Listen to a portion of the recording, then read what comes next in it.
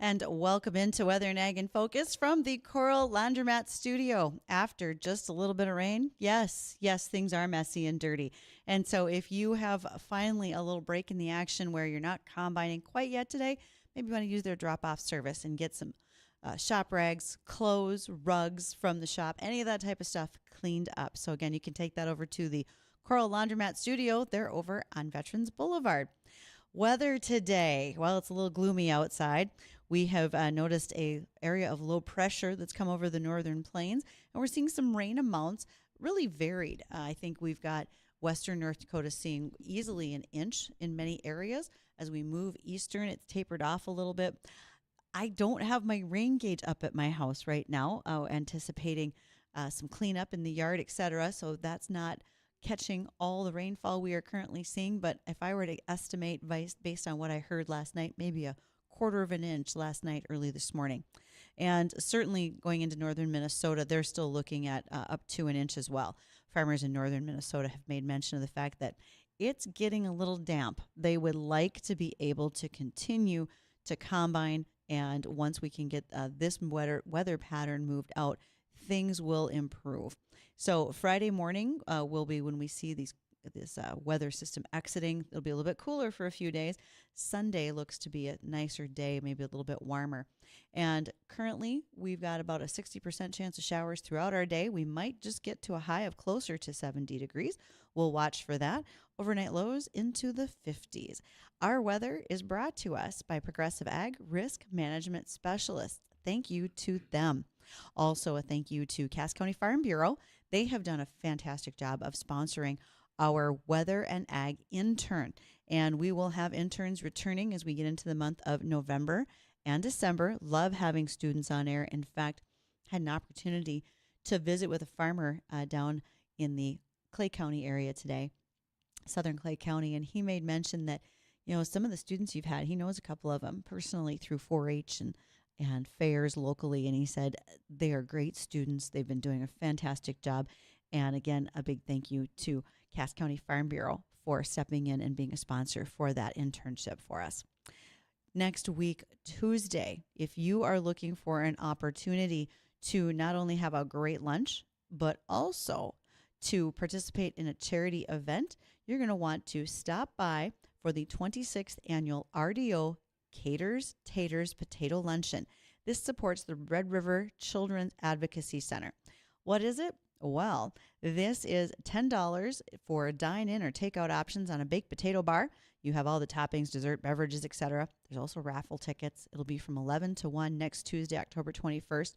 RDO's team, along with the folks from Red River Children's Advocacy Center, are going to be serving these baked potatoes because the dollars raised support the mission of the Advocacy Center, specifically providing funds to go towards more in-house mental health clinicians. And RDO Caters Taters has been doing this, as we mentioned, for 26 years. They are a family-owned and operated company right here in Fargo. They are business entities in agriculture, construction, farming, real estate, food processing, and so much more. They have been on the scene in the area since 1964 and includes partnerships not only here in the U.S., but international as well. So that will be a baked potato luncheon that will take place next Tuesday, 11 to 1. That's at the Holiday Inn on 13th Avenue in Fargo. Well, question of the day. And I not only have Addison in the sound booth, who is making sure to run our live streams today. So for those of you who follow us on Facebook, YouTube, and Acres TV, a big shout out to Addison because he gets those started every single day. Make sure that things run smoothly so you can find us at WDAY, Weather and Ag in Focus. I wouldn't say smoothly. We have our days. We have our days. It's not my fault, though. You do a marvelous job because folks see a duck on the surface of the water. They don't recognize the paddling furiously that goes on underneath. So I might be talking smoothly on top of the water and all that paddling is happening because Addison's getting the streams going. He's answering those phone calls on the JLA Insurance phone line, 701-293-9000, and so much more. So thank you, Addison. You do a fabulous job over there. I try. Okay. And then I have our guest already in studio, and that's Don Kinzler. And Don's here from NDSU Horticulture. I have a question for the two of you, and it's livestock related. So it's completely out of your general wheelhouse on a normal day, you guys. So here we go. We're going to start out with a little livestock education today. I did this earlier on our morning shows, and there was a lot of learning moments. So the first question is, can anybody define a mule? A mule. Good afternoon, by the way. Now, you. my wife, Mary, was raised on a dairy farm, but I don't think they had mules. Might not have. Now, do you want to go ahead, Addison? Addison, do you what got do you this think? one? All right, completely uneducated. Go ahead, guess. go From ahead. everything I've ever seen from TV and movies, I'm just going to guess that a mule is like a donkey, but worse in every way. Is it Okay. a cross between a donkey and a horse? Okay, so here we go. There's a couple of things that you guys have said that are accurate, and then there's some we're going to tidy up a little bit. A mule, the product of a male donkey and a female horse. Okay, keep that in mind. Now, on the flip side of that is a hinny. Anybody ever heard of a hinny? I did not until I read this. Not until now. I've never heard of it. Count the day lost, you don't learn something new. Okay, right. what is that? Pens out, class. Let's all be writing this down. The hinny is the offspring of a male horse and a female donkey. So many of us have never come across the name a hinny before. Now, when you mentioned a donkey, they're completely separate. Like horses are their own sect, species, whatever you want to call them. And then donkeys are their own. But then the mule, of course, we have that as a male donkey, female horse cross. And then we have the hinny, which is the male horse, female donkey. Hinnies actually are very common in South America. They're used as pack animals. No, I don't know that that'll be in my everyday vocabulary, but at least I have learned a new word. Thank you. Well, okay, add this one. If you have a donkey that is not domesticated, if they're wild, they're burros. So today is nothing but livestock trivia, guys. Do they burrow? Why? They're just called burros. So I'm going to go with that. So I don't accept it. I even had to get a chart. You guys can see this in studio. I have a chart that defines all of these things because what if I get asked again? Now, to compound the fact that we now have the donkey, the mule, the horse, and the hinny, a jenny is a female donkey. A jack is a male donkey. Now, if we're in horses, the female is a mare, the male is a stallion.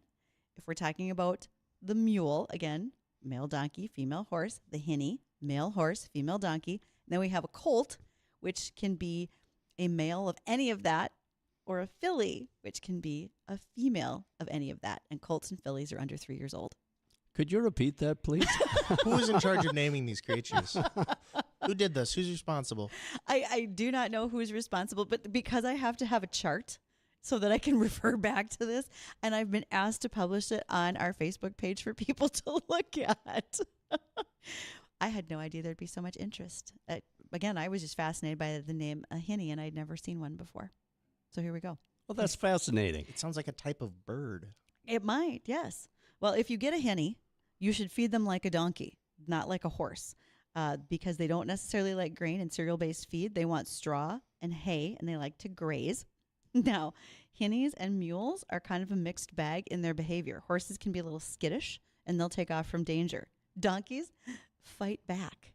That's why donkeys are good animals around like sheep, because they protect sheep. I've heard that. I've heard that donkeys can be pretty mean. Now, I do want to say that if a donkey and a Shetland pony were in the same area, I want to see that bar fight, because Shetland ponies, I don't care. Everybody buys them for their kids. They are mean little beasts. They will bite. They will fight back. They will kick. I have experience here. During middle school, one of my teachers in the school I went to, she had a like a hobby farm. Sure. And I'm pretty sure they had one of those. The fighting donkey? Yes, and I've never stayed further away from an animal before. Well, now I'm very familiar with plant hybrids. Yes. So now would the mule, is that considered an animal hybrid? Potentially. Or a crossbred. A bit similar to when we probably have like a black Angus with a Hereford with its white face, and then we get the black white face Angus out of it. So a crossbred of sorts. See, it's when you start talking about it, now we all have a lot of questions. We weren't expecting this. Well, today. I'm picturing a bunch of college students in an animal science class urgently trying to write this all down. I know. Yes. I would agree. So pop quiz for all the animal science people. You know, I hope this is on your Friday afternoon quizzes in your ANSI class. This will be good fun. So yes, those learning moments. Again, I would love to know if more people have ever heard of a hinny. I feel like I'm on the uneducated end of this bus. So if you have, you can drop me an email, ag@flagfamily.com. I would be very curious to see how many more people are aware of a hinny. Well, We'll talk about the hinny later. But because Dawn is here, it is going to be all about horticulture, gardening, and so much more. And between the two of us, we have quite an extensive list of things to talk about. As I mentioned, the weather seems... It's a busy time of year, Well, before the yeah. season actually comes to a dead halt. There's many things to do. I've got lots of work yet in our yard and garden. And I feel like the weather is just turning to the right point to do some of that fall weather or some of that fall work.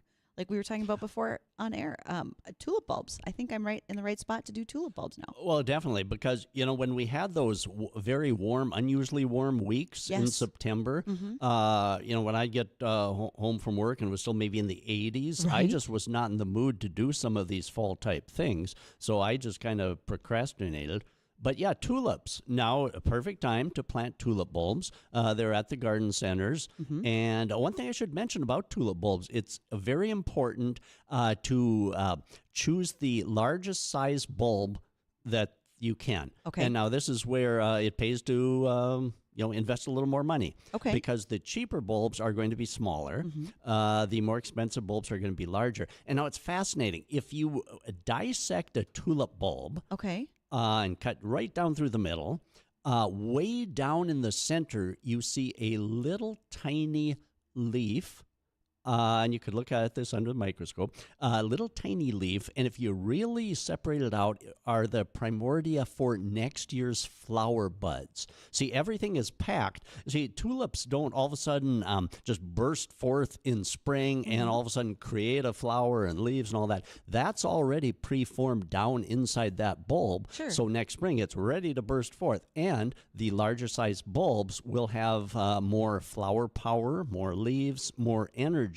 So you do definitely get what you pay for in getting the biggest size bulbs that you can find. The garden centers will oftentimes have maybe larger tulip bulbs than the mass merchandisers. Okay, now I'm going to have a lot more questions. And we're going to get to those after we do the American Ag Network's livestock report, because it's all about livestock and horticulture today, I guess. So we will return after that, and then the tulips discussion will continue and much more. We'll be right back.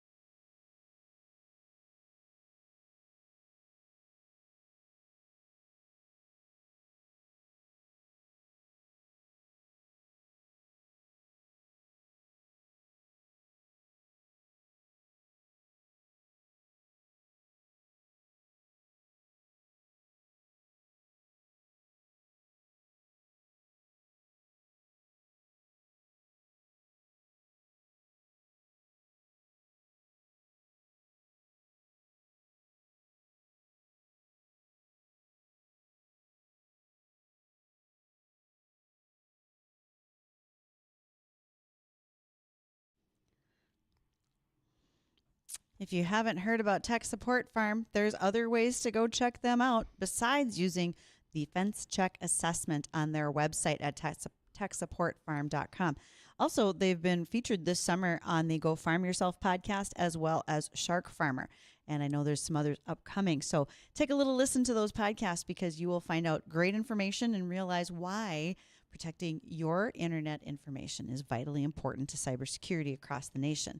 Food security is national security. I have with me today Don Kinzler with NDSU. We talk about a lot of horticulture items. And so, Don, we were talking about tulips, but it sparked a number of questions that I have for you. You mentioned how get the large tulip bulbs, that they have that power packed inside of them to really sprout a nice plant in the next year. Because we plant in the fall, does that little tiny internal leaf need a vernalization period over the winter, similar to what like a winter wheat does, where it needs that cold period before it can really break through its shell? It so to does. speak? You've got, Okay. yes, they definitely, and that's why they're planted in the fall, is so that they get that winter cold spell. And in fact, some people will force tulips in a pot Okay.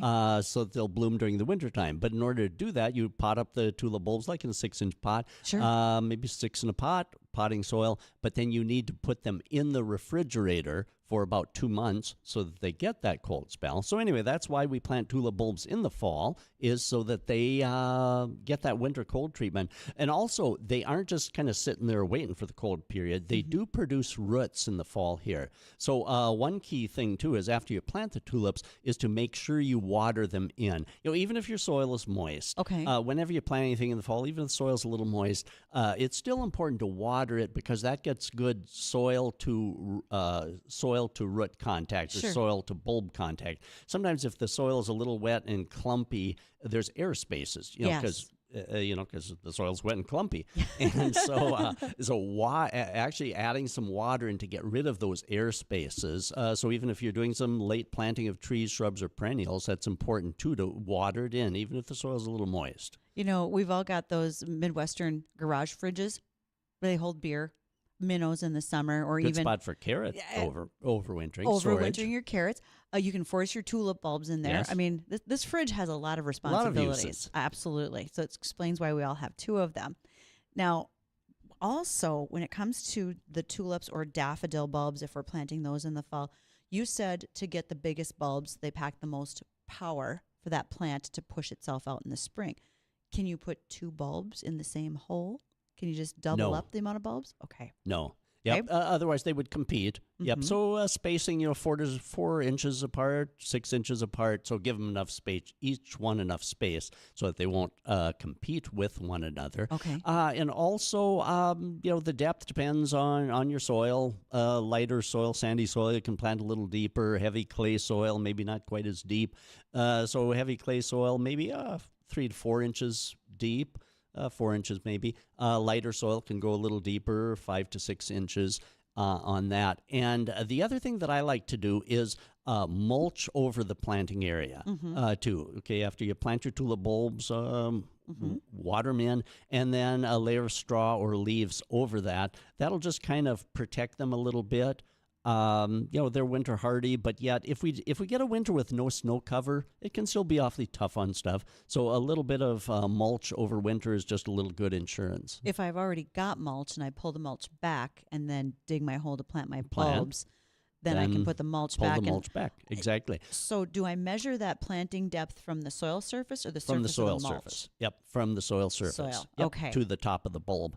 Also, you bring up a good point with that mulch. Now, it's important, though, next spring to pull that mulch back before they start growing. Okay. So when do they start growing? Well, whenever spring kind of arrives and the soil starts warming, those are going to start poking up. Sure. And so if they're trying to grow through a number of inches of mulch, sometimes I'll add 12 inches. But if those bulbs are trying to grow through that, they're going to get spindly, lack of light, and be all wimpy and bending over. So very important before they do start growth to pull that mulch back so that they can get full sunlight. I really feel like there are voles eating my tulip bulbs or my daffodil bulbs. Would that Could well be. Okay, I was going to ask if that's a common pest. It is. Yep. Sometimes squirrels will dig them up. Voles will go after them. Chicken wire laid over, Okay. so that they can kind of grow through that. Now you bring up a good point about voles. Also, voles, of course, are the field mouse, dark brownish, almost black, Like a not quite hinny, black. in the other Yes, conversation. exactly. So now they don't have the long tail that a house mouse does. Also, voles. Voles don't run as fast as a house mouse. Oh, I'm a vole. Even on a good day, I can run down a vole, I Okay. should say. Yep. So anyway, this time of year, voles are just waiting kind of at the perimeter of our yards, maybe lurking under decks or porches, maybe along the house foundation or other building foundations. And once we get a cover of snow that's going to provide them good cover, Sure. they're working underneath there all winter, nibbling on our grass. So people that have had vole activity, when the snow disappears in the spring, you have this meandering channels system of surface channels all over the lawn. Lawns will usually come back, but they eat right about at that crown level. Sure. And they can just make a huge mess. So this time of year is a good time to do some preventative, because we know the voles, if you are in an area that tends to get these. What I like to use is I'll use traps. If it's an area where kids or pets might visit, Yeah. I'll put the trap, mouse trap baited with peanut butter, Sure. inside a jar tipped on its side, or a piece of PVC pipe. And then put enough of those kind of around the perimeter of areas so that they'll go in. Traps work. Rodent baits Okay. put inside. They're quite effective. I have tried vole repellents, but I haven't had good success with vole repellents. But repellents can be hit and miss. Sure. What did not work for me might work for someone else. I tell you what, the only thing I can envision in my head is that there are now voles waiting at the edge of my yard in the trees like a tiny starting line, and they're waiting for the Yes. buffet to open Oh, after the yes. snow comes. Also, when you mentioned squirrels can go after tulip bulbs, I have had it with you squirrels, and they have stolen my tiny pumpkins, like my little miniature ones. They have stripped my acorn tree. I mean, they just violated the poor oak tree, and now they're after the tulips.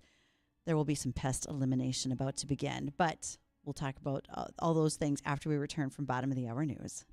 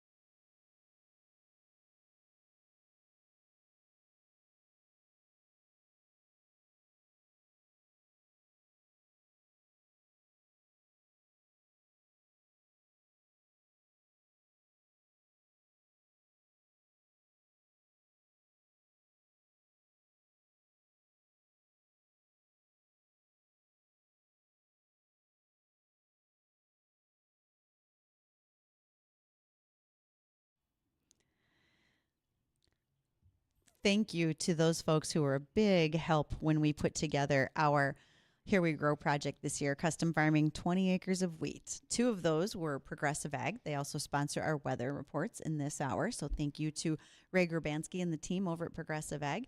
They are not only your risk management specialist, but also crop insurance. And then Vision Forward down at Wahpeton. One of my favorite things to talk about with Vision Forward is when you say, I've bought from Vision Forward, but I just don't have time to get back for a oil change or some of those service things. Well, they'll come to you. And I find that extremely helpful in our busy lives today. So thanks to those folks for playing a part in what we do here.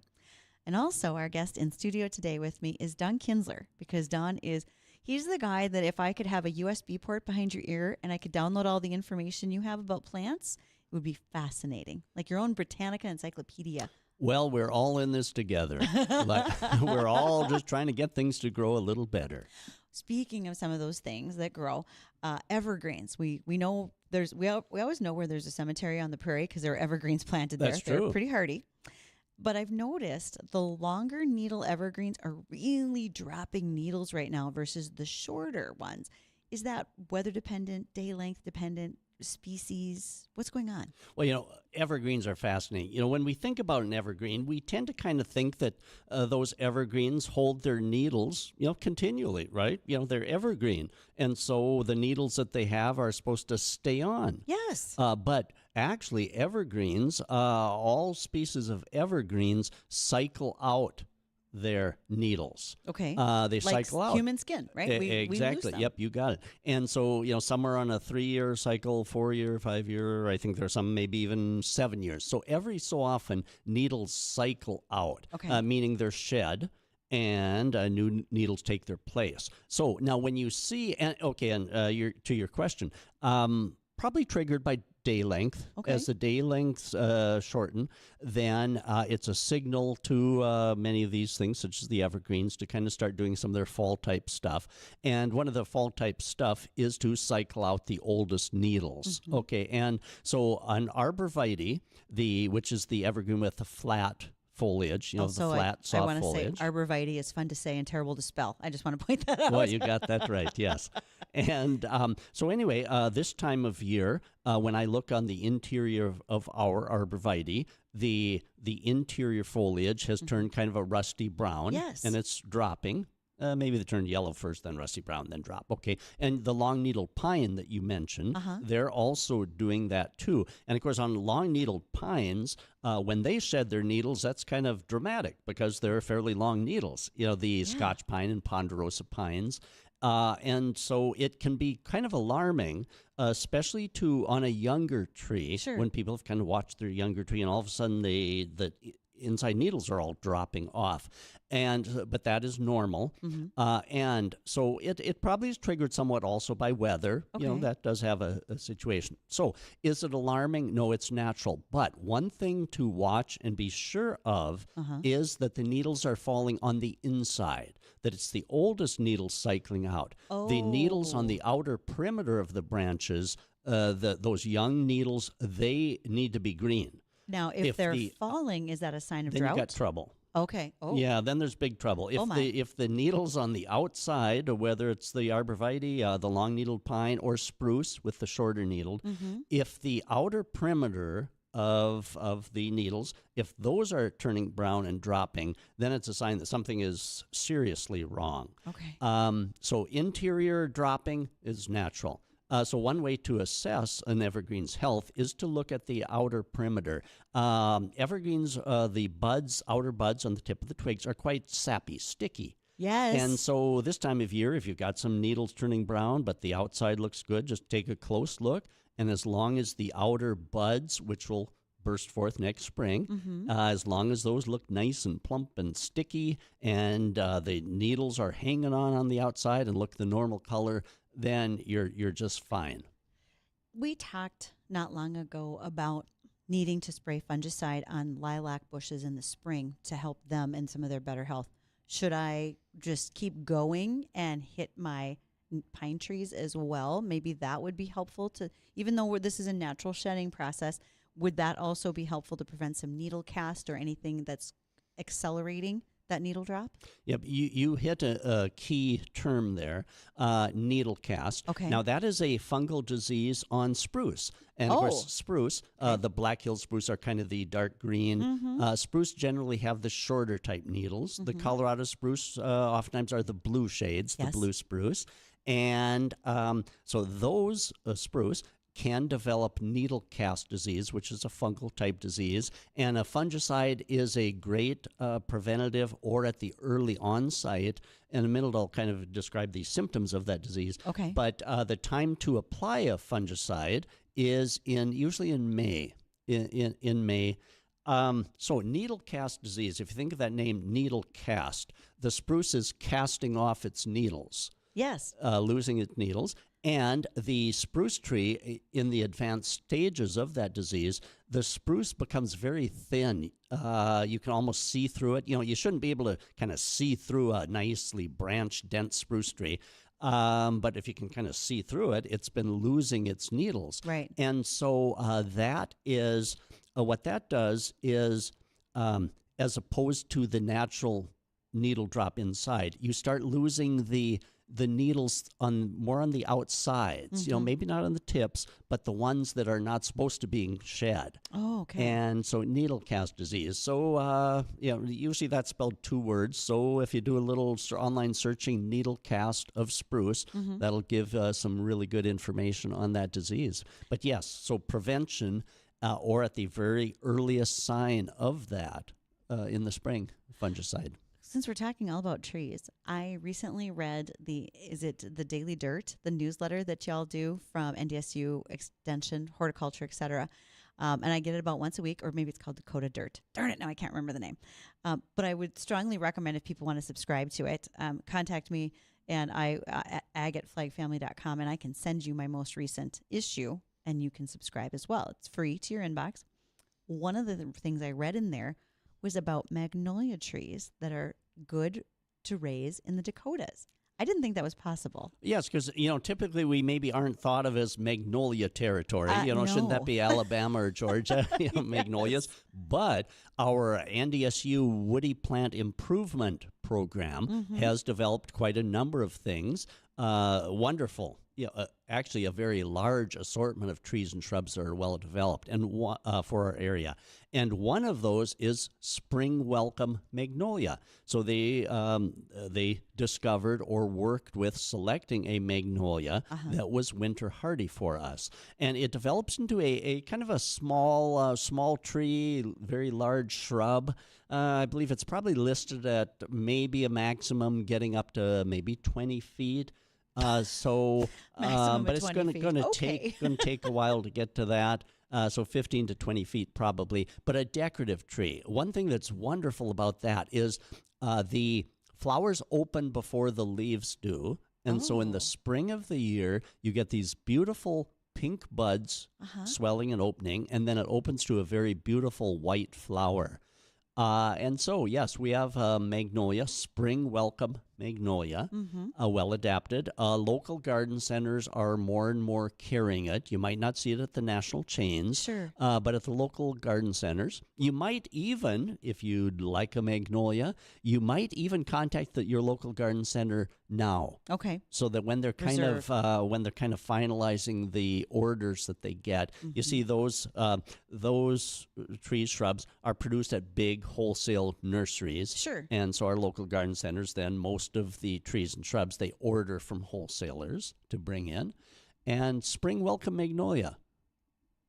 Okay, when you said that about the magnolia trees and how the beautiful flowers open up, the only thing I could think of is I'm going to have to be sitting at the edge of the lawn with a shotgun to keep the deer off of it in the spring, because they're going to think that's a buffet line too, or a big cage, because they will like that. Well, that's absolutely true. It's interesting with some of these things that we think of as more southern type things. It's kind of Sure. fun when they develop these things. Yeah. Now, are you familiar with wisteria vine? I am familiar with that. It's beautiful. It's very much, a lot of people think it's a lilac. So if you were going to explain to someone in the South what a lilac looks like, they use wisteria as the example. Wisteria. So it's a vine, a vigorous vine with these kind of hanging type clusters of blue flowers. And down Yes. south, I haven't traveled the South extensively, but I've seen pictures of these beautiful wisteria. And now we have wisteria that we can grow in our area too, local garden centers. We've got one called Summer Cascade, and it's doing just beautiful. Okay. So, it's interesting. If you, especially with the local garden centers, and stay tuned to NDSU, the Woody Plants Improvement, they're developing these things that bring some of these materials into a more winter hardy situation. I tell you what, they're beautiful. Protect them all, and I'm pretty sure that keeping the deer out with a shotgun is going to get me a phone call from North Dakota Game and Fish. So maybe I shouldn't have said that out loud. Well, can you during hunting season? During hunting season, a whole in the different appropriate game. location? I'll be wearing my orange. Super. Don, thank you so much. And you do a regular column in the forum.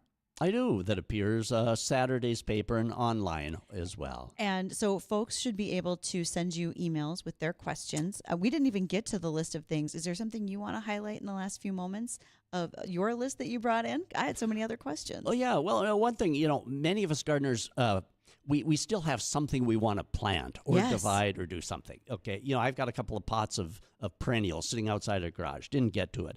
I'm oftentimes asked, should we winter these in the garage or something? No, as long as you can plant them, get them in the ground. Okay. Get them in the ground. They're much better. They'll survive better planted than in our garages somewhere. So go ahead and plant, add a little mulch, water them in well, and I think all will be well. And so, I don't always get everything done when I should.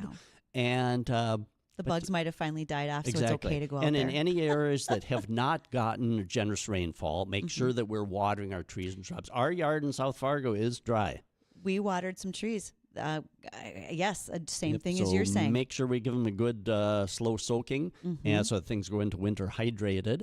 And if we could have that crystal ball as to whether we're going to get some snow or not, if you don't want to gamble, then do a little mulching on some of your extra perennials and things such as that, or roses. Protect them up a little bit. Yes. Oh, Don, thank you. Well, gosh, it's always a pleasure to be here. It is so much fun. I should take more calls, but frankly, we are so engaged in our discussion. I feel like people are listening and not dialing. So maybe that'll happen next time. Well, that's always super. Gosh, and thank you very much again for inviting me here, and thanks everyone for listening. Oh, glad to have Don Kinzler join us here from NDSU. All right, folks, stay tuned. I want to recap weather and a couple of headlines when we return.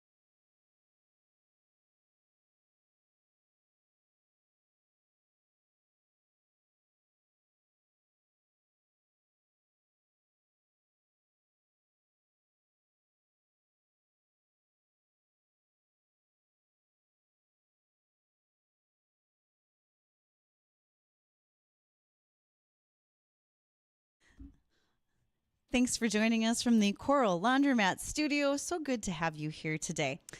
Tom has a question for us. And Tom, you know I'm not the weather kid, but maybe I can help. Yeah, I know, Bridgette, but maybe this came up during when Don was on. Mm-hmm. But what's the latest date that we've had? The latest date that's been recorded for a frost? You know, 'Cause I don't think this area has had one. we have not had a significant killing frost yet. We've had some areas, right, but not a widespread. In fact, I walked out to the garden yesterday. I was still able to cut like cilantro and parsley because it's low to the ground and it hasn't been affected.